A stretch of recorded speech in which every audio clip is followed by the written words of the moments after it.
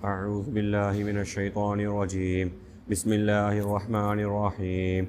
عما يتساءلون عن النبأ العظيم الذي هم فيه مختلفون كلا سيعلمون ثم كلا سيعلمون ألم نجعل الأرض مهادا والجبال أوتادا وخلقناكم أزواجا وجعلنا نومكم سباتا وجعلنا الليل لباسا وجعلنا النهار معاشا وبنينا فوقكم سبعا شدادا وجعلنا سراجا وهاجا وأنزلنا من المعصرات ماء ثجاجا لنخرج به حبا ونباتا وجنات ألفافا إن يوم الفصل كان ميقاتا يوم ينفخ في الصور فتأتون أفواجا وفتحت السماء فكانت أبوابا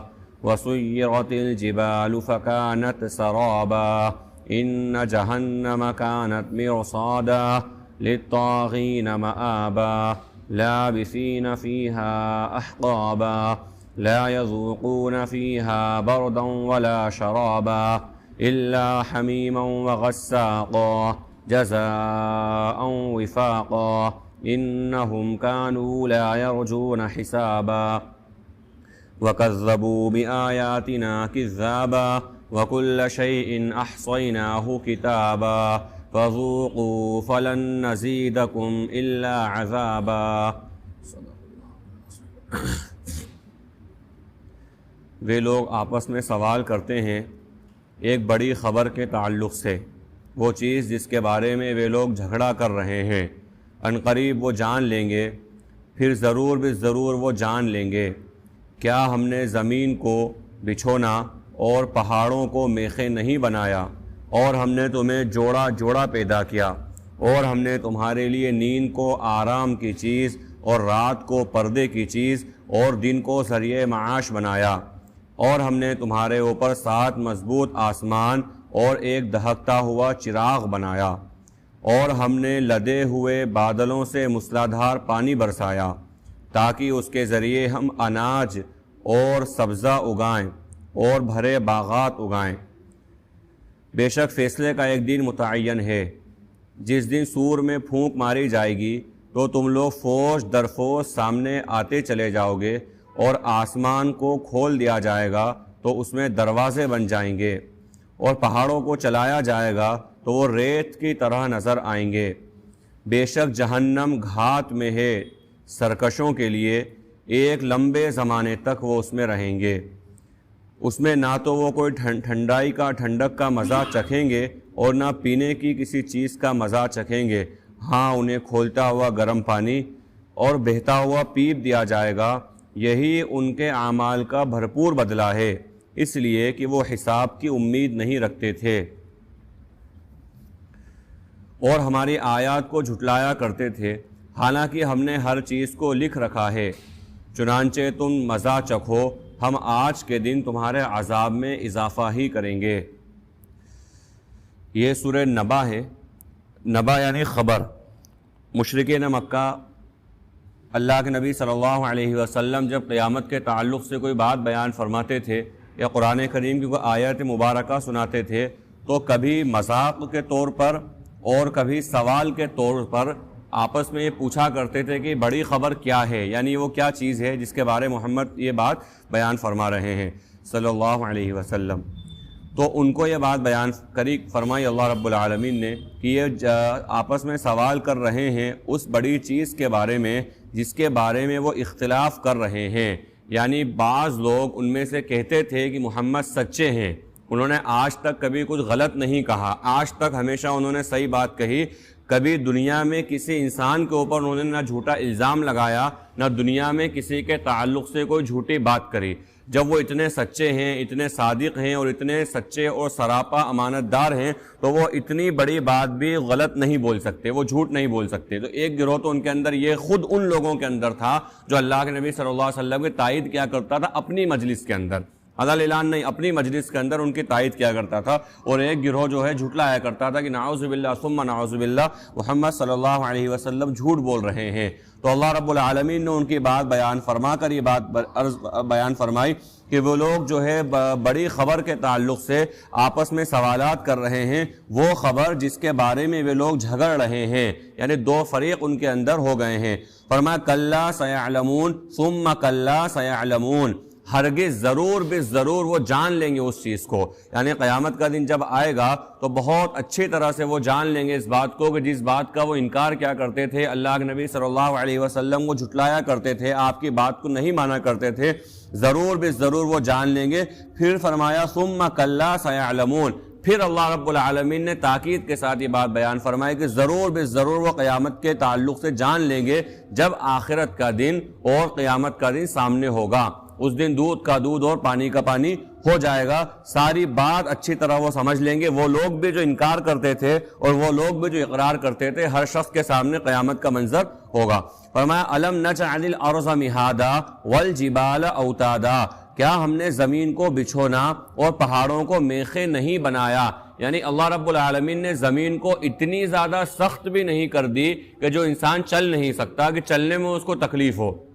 اور نہ ہی اتنی زیادہ نرم کر دی کہ اس کو چلنے میں اس کا پاؤں اندر دھسے یا اس کا پاؤں اندر گڑے، یعنی اتنی زیادہ کڑک بھی نہیں کہ چلا نہیں جائے اور اتنی زیادہ نرم بھی نہیں کہ چلا نہیں جائے، یعنی معتدل درمیانی اللہ رب العالمین نے زمین کو رکھی۔ اللہ رب العالمین اسے اپنے انعام کے طور پر بیان فرما رہا ہے کہ اللہ رب العالمین نے زمین کو بچھونا بنایا ہے کہ انسان آرام کے ساتھ اطمینان اور سکون کے ساتھ اس پر چل سکتا ہے۔ والجبال اوتادا، اور زمین ایسا نہ ہو کہ وہ ہلنے لگ جائے یا لرزنے لگ جائے، تو اللہ رب العالمین نے میخیں اس پر گاڑ دی، یعنی کسی چیز کو مضبوط کرنے کے لیے چاروں طرف سے کوئی چیز ہے اس کو مضبوط کرنے کے لیے گاڑ دی گئی کوئی چیز اس کے اندر، تاکہ وہ چیز میں جھول نہ آئے، وہ ہلے ڈلے نہیں۔ تو اللہ رب العالمین نے پہاڑوں کو میخوں کی صورت میں وہاں پر زمین پر گاڑ دیا۔ وَخَلَقْنَاكُمْ أَزْوَاجًا، اور ہم نے تمہیں جوڑے جوڑے بنایا۔ ایک مطلب تو بہت عام ہے کہ اللہ رب العالمین نے مرد اور عورت کا جوڑا بنایا، یہ عام مطلب ہے اس کا۔ ایک دوسرا مطلب یہ مفسرین بیان فرماتے ہیں کہ جوڑے جوڑے یعنی ہر چیز کا اللہ رب العالمین نے جوڑا بنایا۔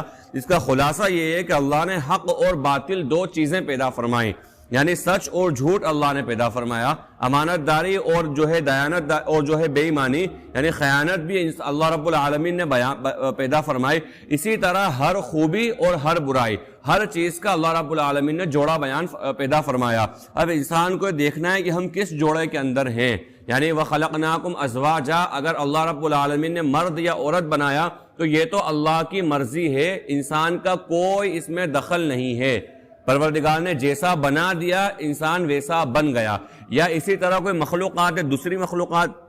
مثلا رات اور دن کا اللہ نے جوڑا بنایا، سورج کا چاند کا اللہ نے اگر جوڑا بنایا، تو یہ ساری چیزیں ایسی ہیں کہ اس میں انسان کا کوئی دخل نہیں ہے، جیسا اللہ رب العالمین نے بنا دیا وہ بن گئی، بس انسان اس کا استعمال کرے۔ لیکن جو جوڑا نیکی اور بدی کا اللہ نے بنایا ہے وہاں پر انسان کو عمل کرنا ہے، اور وہاں پر انسان کو اپنا جائزہ لینا ہے کہ اللہ نے جھوٹ اور سچ دونوں چیزیں پیدا فرمائی، تو میں سچوں میں رہوں یا میں سچ بولنے والا رہوں۔ اسی طرح قیاس کرتے چلے جائیں کئی ساری چیزوں کو کہ اللہ نے جو چیزیں جو اللہ نے چیزیں پیدا فرمائی ہیں ان چیزوں کے اندر ہم کون سے جوڑے کے اندر اور کون سی چیز کے اندر ہم ہیں۔ اگر سچ اور جھوٹ ایک جوڑا ہے تو انسان سچ کے ساتھ رہے، اسی طرح سے جو ہے انصاف اور ظلم اگر ایک جوڑا ہے تو انسان جو انصاف کے ساتھ رہے، اسی طرح امانت اور خیانت اگر ایک جوڑا ہے تو انسان امانت کے ساتھ رہے۔ تو فرمایا کہ ہم نے انسان کو جوڑے جوڑے پیدا فرمایا۔ وَجَعَلْنَا نَوْمَكُمْ سُبَاتًا وَجَعَلْنَا اللَّيْلَ لِبَاسًا، اور ہم نے نیند کو آرام کی چیز اور رات کو پردے کی چیز اور دن کو ذریعہ معاش بنایا۔ ان تین آیات کے اندر یا خاص طور پر دو آیت کے اندر اللہ رب العالمین نے بلکہ تینوں آیات میں زندگی گزارنے کا اصول بھی بیان فرمایا ہے۔ وہ سب سے اہم بات ہے کہ اللہ رب العالمین نے رات کو آرام کے لیے بنایا ہے، کام کے لیے نہیں بنایا، اور دن کو اللہ رب العالمین نے کام کے لیے بنایا ہے، آرام کے لیے نہیں بنایا۔ اسی لیے اللہ کے نبی صلی اللہ علیہ وسلم کی جو سنت ہے، معمول ہے کہ آپ جو ہے قیلولہ فرمایا کرتے تھے۔ قیلولہ جو عربی قاعدے کے اعتبار سے باب فعلولہ کا جو وزن ہے اس کی خاصیت کے اندر یہ بات ہے کہ بہت تھوڑی سی دیر کسی کام کو کرنا، یعنی آپ صلی اللہ علیہ وسلم اگر دن میں بھی آرام فرماتے تھے تو تھوڑی دیر کے لیے آرام فرماتے تھے۔ دن کا آرام رات کی طرح لمبا نہیں ہوا کرتا تھا، یہ نہیں کہ دن میں اگر انسان سو رہا اتنا زیادہ سوتا رہا, اتنے گھنٹوں سوتا رہا کہ ایسا لگ رہا ہے گویا کہ رات کو آرام کر رہا ہے. ورنہ قیلولہ بھی اللہ کے یہاں پہ لفظ قیلولہ آیا ہے کہ تھوڑی دیر کسی چیز کا استعمال کرنا. آپ صلی اللہ علیہ وسلم قیلولہ فرمایا کرتے تھے تھوڑی دیر, بلکہ تاکید بھی کری کہ قیلولہ کرا کرو اس لیے کہ رات کے جاگنے میں معاون ہے, لیکن وہ تھوڑی دیر کے لیے. لمبا آرام جو آپ صلی اللہ علیہ وسلم بھی کرتے تھے اور امت کا عام مزاج ہے, عام انسان کا معمول ہے کہ رات کا آرام ہی اس کا اصل آرام ہوتا ہے. تو اللہ اور دن کے اندر کام ہوتا ہے. تو اللہ رب العالمین نے جو بات بیان فرمایا تو انسان کو پہلے تو کوشش کرنا چاہیے کہ انسان رات کا استعمال کرے, بھرپور استعمال کرے. ہمارے عام طور پہ خاص طور پر یہ ایک وبا عام طور پر ہمارے شہروں کے اندر کئی مرتبہ ایسا ہوتا ہے کہ انسان رات کو فارغ بھی ہو جاتا ہے. کبھی عشاء کے بعد انسان فارغ ہو گیا, کئی بار تو یہ ہوتا ہے انسان کو تقاضے رہتے ہیں, یا کوئی انسان لیٹ آ رہا ہے, مثلا کوئی سٹی میں جانے والا ہے وہ انسان لیٹ آیا. یہ جائز چیزیں ہیں, حلال چیزیں, ان کے استعمال کے علاوہ یعنی اگر ضرورت ہے تب تو کوئی مسئلہ نہیں ہے. ضرورت ہے انسان نائٹ شفٹ بھی کرتا ہے, نائٹ ڈیوٹی بھی کرتا ہے, ضرورت کی بنیاد پہ کوئی منع نہیں ہے. یعنی ایسا نہیں کہ انسان کو ضرورت ہے نائٹ ڈیوٹی کی یا ضرورت ہے دیر سے سونے کی, اس کے باوجود بھی انسان جو ہے ایسا نہیں ہے. بلکہ یہاں اس کے لیے خاص طور پہ کہا جا رہا ہے بھائی جو عشاء میں فری ہو گیا یا 9-10 بجے انسان بلا وجہ انسان بیٹھ کر ٹائم پاس کر رہا ہے, بلا وجہ ادھر بیٹھا ادھر بیٹھا, کہیں دوست یاروں میں جا کے بیٹھ گیا, کہیں چوراہے پہ جا کے بیٹھ گیا, کہیں فون کے اندر لگ گیا, اور یہ رات جو اللہ رب العالمین نے آرام کے لیے بنائی تھی وہ رات اس نے خراب کر لی. اور جب رات خراب ہو گئی, یہ بالکل فطری بات ہے کہ جب نیند پوری نہیں ہوگی تو نیند کھلے گی نہیں, یہ بالکل یقینی بات ہے. اگر انسان رات کا استعمال سونے میں کرے گا تو آٹومیٹک انسان کی تہجد میں یا آخری حد تک دیکھا جائے تو فجر میں انسان کی نیند کھل جائے گی. کیونکہ یہ تجربے کی بات ہے کہ جتنا صحت مند اور تندرست انسان کو جتنی سونے کی ضرورت ہے, 5-6 گھنٹے 7 گھنٹے انسان کی ضرورت ہے, تندرست آدمی کو اتنی نیند چاہیے, وہ نیند جب اس کی پوری ہو جاتی ہے تو آٹومیٹک اس کی نیند کھل جاتی ہے. اب بلا وجہ اگر بستر میں لیٹا ہوا ہے تو وہ ایک الگ بات ہے, لیکن نیند اس کی پوری ہو جاتی ہے. تو اگر اللہ نے سہولت دی ہے, اگر اللہ نے گنجائش دی ہے تو رات کو آرام جلدی کرنے کی عادت ڈالنا چاہیے. اگر مجبوری ہے تو ایک الگ بات ہے. رات میں اگر جلدی آرام کرنے کا مزاج پیدا ہو جائے گا تو پھر انشاءاللہ آسانی سے صبح بھی نیند کھلے گی اور دن کے سارے کام آسانی سے ہو جائیں. ورنہ رات میں اگر انسان لیٹ سویا ہے تو صبح 11 بجے سو کے اٹھ رہا ہے, 12 بجے سو کے اٹھ رہا ہے. یہاں تو وجعلنا النہار معاشا بیان فرمائے, دن کو ہم نے آرام کے لیے بنایا تھا اور رات کو کام کے لیے اور دن کو آرام کے لیے کام کے لیے اور رات کو آرام کے لیے بنایا تھا. یہاں انسان نے اپنی مرضی سے اس کو الٹا کر لیا. جب ضرورت ہے تب کوئی مسئلہ نہیں ہے, لیکن جب ضرورت نہیں ہے تو رات کو آرام کے لیے رکھے اور دن کو کام کے لیے رکھے. ورنہ یہ ہے کہ انسان صبح 11 بجے 12 بجے کبھی کبھی تو ظہر تک انسان سو کے اٹھ رہا ہے اور پھر کام دھندا کا رات کو 2 بجے تک 3 بجے تک انسان جاگ رہا ہے. ترتیب بالکل الٹی ہے اور یہ دینی اعتبار سے بھی غلط ہے اور صحت کے اعتبار سے بھی غلط ہے. آگے جا کے انسان کو اس کے مضر اثرات نظر آنے لگ جاتے ہیں. تو لہذا جو اللہ رب العالمین نے انسان کو چیزیں دی ہیں, جس طرح اللہ رب العالمین نے دی ہیں اسی طرح اس کو استعمال کرنا, یہ دینی اعتبار سے بھی ہماری ذمہ داری ہے, شرعی اعتبار سے بھی ہماری ذمہ داری ہے, اور ہمارے جسم کے اعتبار سے, ہمارے صحت کے اعتبار سے بھی بہت زیادہ مفید اور فائدہ مند ہے. تو فرمایا کہ ہم نے نیند کو آرام کی چیز اور رات کو, اچھا یہاں لفظ سباتا کے تحت یعنی عربی قاعدے کے اعتبار سے جس کا صیغہ ہے جس ابواب میں سے یہ, اگر اس کے تحت دیکھا جائے تو سباتا تو لفظ آیا ہے نا, یعنی اس کے معنی میں بات پوشیدہ ہے کہ اللہ رب العالمین نے زبردستی انسان کو سلا دیا ہے. یعنی نیند ایسی چیز ہے کہ اگر انسان صحت مند اور تندرست ہے تو ایک حد تک جاگ سکتا ہے, 1 بجے 2 بجے 3 بجے کچھ بھی کام کر رہا ہے, لیکن نیند کا بہت زیادہ غلبہ ہو گیا تو انسان چاہے کوشش کر لے کہ مجھے ابھی نہیں سونا ہے, لیکن اس کے باوجود بھی اللہ اس کو سلا دے گا. یعنی یہ ایسی جبری چیز ہے کہ انسان استعمال کرے یا نہ کرے, اللہ ضرور اس کا استعمال جبرن کرواتا ہے. نہیں, یہ نیند اللہ نے آرام کے لیے بنائی ہے. اور رات کو ہم نے پردے کی چیز لباس بنا دیا, اور ہم نے دن کو ذریعہ معاش بنایا ہے, اور ہم نے تمہارے اوپر 7 آسمان بنائے. وجعلنا سراجا وہاجا, اور ایک دہکتا ہوا چراغ یعنی سورج بنایا. وانزلنا من المعصرات ماء ثجاجا, اور ہم نے لدے ہوئے بادلوں سے مسلادھار پانی برسایا تاکہ اس کے ذریعے ہم سبزہ اور غلہ اور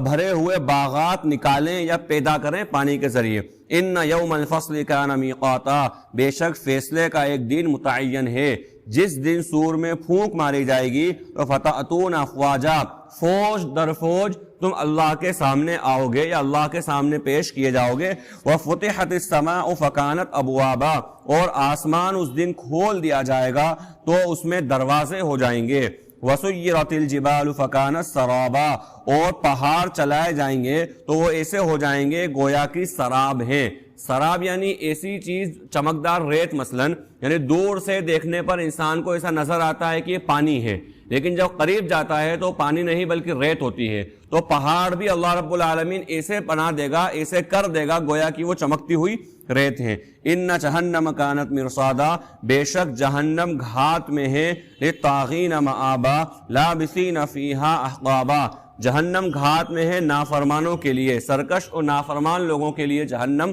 گھات میں ہے. ایک لمبے زمانے تک، بڑی لمبی مدت تک وہ اس میں رہیں گے. لا یذوقون فیہا بردا ولا شرابا، اور اس میں ٹھنڈک کا اور پانی کا کوئی مزہ چکھیں گے ہی نہیں، پانی اور ٹھنڈک ان کو میسر نہیں ہوگی. الا حمیما وغساقا، ہاں مگر کھولتا ہوا گرم پانی اور بہتا ہوا پیپ انہیں دیا جائے گا. جزاء وفاقا، یہ ان کے اعمال کا بھرپور بدلہ ہے. انہم کانوا لا یرجون حسابا، اس وجہ سے کہ وہ حساب کے دن پر امید نہیں رکھتے تھے. یہ بات کئی مرتبہ آ چکی ہے کہ حساب کے دن پر امید کوئی ایمان والا ایسا نہیں ہوگا کہ جس کا قیامت کے دن پہ یقین نہیں ہو.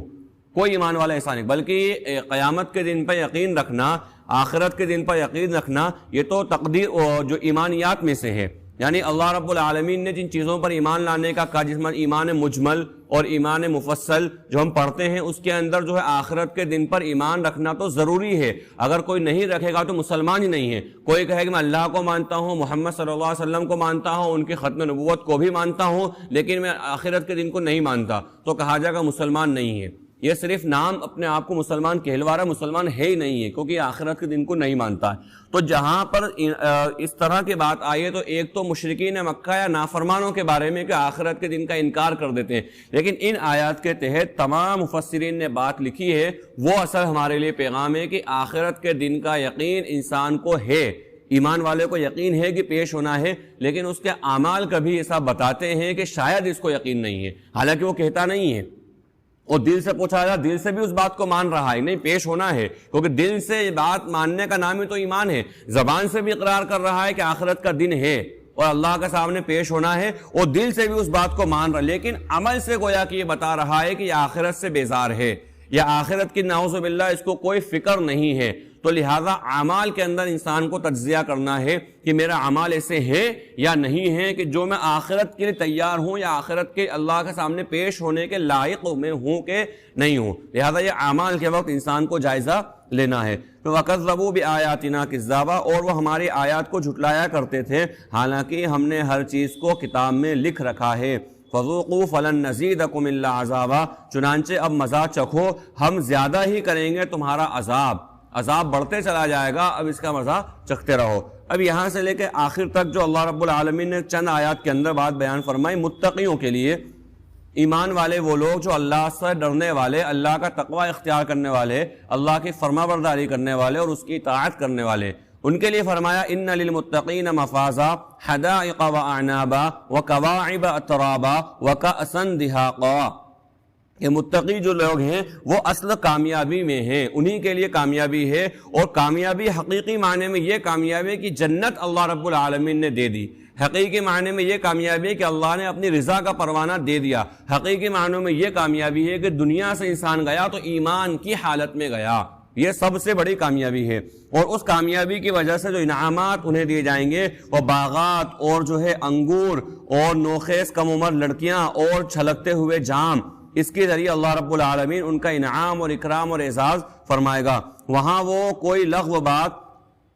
اور کوئی جھوٹ بات نہیں سنیں گے. جزاء من ربک عطاء حسابا لا يسمعون فیہا لغوا ولا کذابا. اس آیت کے تحت مفسرین نے ایک بڑے نقطے کی بات لکھی ہے، اور وہ ہمیں جائزہ لینا ہے کہ ہم اس کے اندر شامل تو نہیں ہو رہے ہیں. اصل تو قرآن کا پیغام یہی کہ قرآن آئینہ ہے، ہمیں دیکھنا ہے کہ ہم عام طور پہ اللہ ہم سب کی حفاظت فرمائے. سب سے پہلے کہنے والا مخاطب ہے کہ ہم دین کی بات جب کرتے ہیں تو عام طور پہ ہم اپنی ذات کو ہٹا کر کرتے ہیں. اللہ ہماری حفاظت فرمائے. بڑا خطرناک فتنہ ہے کہ ہم اگر دین کسی بات کسی کو سمجھا رہے ہیں, کسی کو کہہ رہے ہیں, تو ہم گویا کہ سوچتے ہیں کہ مخاطب یہ ہے, میں مخاطب نہیں ہوں. یا اسی طریقے کو دین کی بات لکھ رہے ہیں تو ہم سوچ رہے ہیں کہ میں دوسرے کے لیے لکھ رہا ہوں, یہ میرے لیے نہیں ہے. اور یہی بات سننے والے کا طریقہ, اس کے ایٹیٹیوڈ بھی یہ ہے کہ جتنے لوگ یہاں پر ہیں ان میں یہ میرے علاوہ سب سے کہی جا رہی ہے. یعنی کہنے والا بھی سوچ رہا ہے کہ میرے لیے نہیں ہے, اور سننے والا بھی سوچ رہا ہے کہ میرے لیے نہیں ہے, دوسروں کے لیے ہے. تو لہٰذا یہ طریقہ بڑا خطرناک ہے. بلکہ سب سے پہلے متکلم اپنے آپ سے مخاطب ہے. اور اسی لیے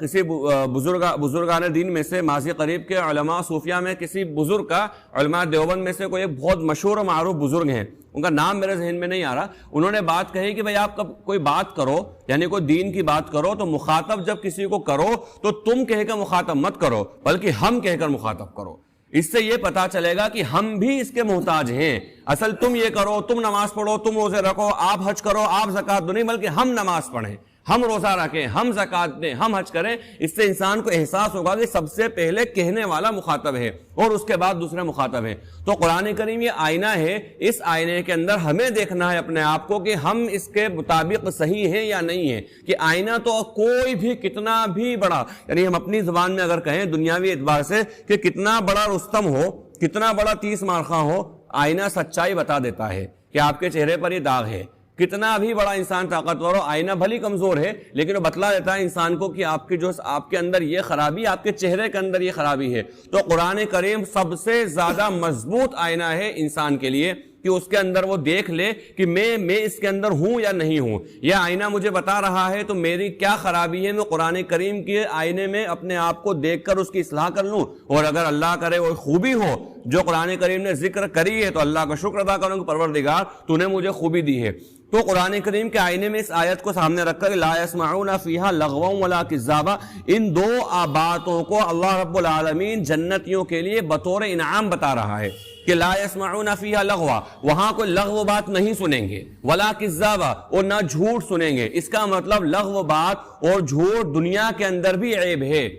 یعنی آخرت کے اندر اللہ رب العالمین لوگوں کو بات بتا رہا ہے کہ تمہیں نعمتیں جو ملیں گی ان نعمتوں میں سے ایک چیز یہ بھی ہوگی لغو نہیں سنو گے اور جھوٹ نہیں سنو گے. اس کا مطلب اگر کسی کے سامنے لغو بات کہی جا رہی ہے اور کسی کے سامنے جھوٹ کہا جا رہا ہے, تو اگر وہ انسان جس کے سامنے کہا جا رہا ہے اگر وہ سلیم الفطرت ہے, اس کی فطرت صحیح سالم اگر ہے, تو لغو بات اس کو پسند نہیں ہوگی اور جھوٹ بھی اس کو پسند نہیں ہوگا. اگر وہ سامنے والے کی فطرت اچھی ہے, لیکن اگر اس کی فطرت ہی خراب ہو گئی تو اس کو تو ہر بات اچھی لگے گی. تو حضرت شیخ نے جو مثال دی نا غیبت کے تعلق سے خاص طور پر, کہ غیبت جو ہے نا سننے میں بڑی اچھی لگتی ہے, ایسا لگتا ہے جیسے پرندے کا انسان گوشت کھا رہا ہے.